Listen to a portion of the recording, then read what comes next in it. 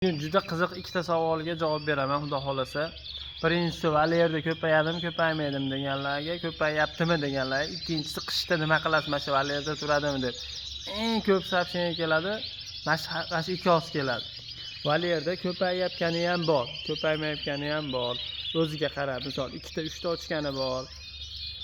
4 ta ochgani ham bor. Prosta o'yin qaro bo'lib ketadi ekan valyerda. Hozir uyga olib kirib olganimiz ham bor. Hozir uydagini ham ko'rsataman. Bu yerda qanaqa holati ko'payyapti deb. Qo'ndaqqa alohida tema. Mana. Bu yerda bir 80 tacha qush bor. Mana shu yerda xudo xolasa sharoit qilib qoladi bu qushlar. Ishlagani ishlaveradi. Bu yerda o'raymiz, uni ham video qilib qo'yaman xudo xolasa. Mana. Nechta nar, nechta modaligini ham ajratib bo'lmaydi olib ketgan bu yerda. Mana tuxum qo'yib yotgani bor. Mana shunda yotibdi.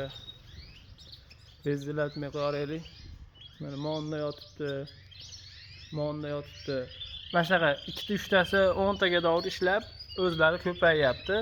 Tegmaysak ham bu ham faqat o'yin qaroq bo'lib ketib qolgan. Bolasi katta bo'lib chiqay deganda taqmay qo'yapti. Shuning uchun uyga hozir bir 30 tacha olib kiramiz. Olib kirganman ko'rsataman hozir ularni ham. Mana uydagilarni ko'rsanglar bo'lardi. Jup-jup qilib terib qo'yganmiz. Mana shu tuxum qo'yib yotgani bor. Bu ham tuxum qo'yapti. Mana shu mana ip tashlayapti.